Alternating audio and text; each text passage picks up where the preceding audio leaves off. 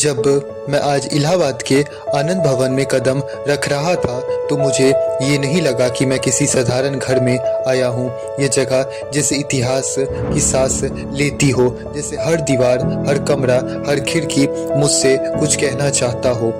यह सिर्फ एक घर नहीं था, यह वह जगह था जहां भारत का भविष्य लिखा गया, जहां जवाहरलाल नेहरू बैठे होंगे किताबों के बीच, जहां इंदिरा गांधी ने अपने बचपन की आंखों से आज़ादी की लड़ाई को देखा होगा और जहां पंडित मोतीलाल नेहरू ने हर मोड़ पर देश को दिशा बदलने वाले निर्णय लिए होंगे।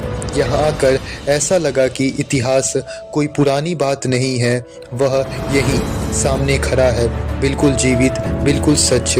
और फिर जब मैं आगे बढ़ा, सामने आया स्वराज भवन, वह जगह जहां से आज़ादी का असली स्वर निकला था, जहां कांग्रेस की कई महत्वपूर्ण बैठक हुई, जहां देश के लिए योजनाएं बनी और जहां पहली बार स्वराज शब्द सिर्फ विचार नहीं, एक संकल्प बन गया। इन कमरों में एक अलग ही ऊर्जा थी।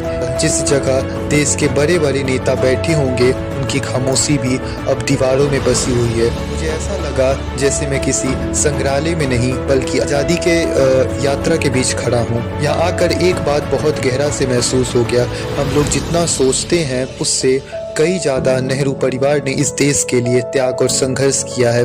आज जो भारत खड़ा है उसकी पहली नींव, पहली खाका, पहली दिशा यहीं से निकली। कई लोगों ने इन योगदानों को भूल चुके हैं और कईयों को शायद पता ही नहीं है, लेकिन जो इस घर के भीतर एक बार चले जाएं वह समझ जाते हैं कि भारत का इतिहास केवल किताबों में नहीं लिखा है।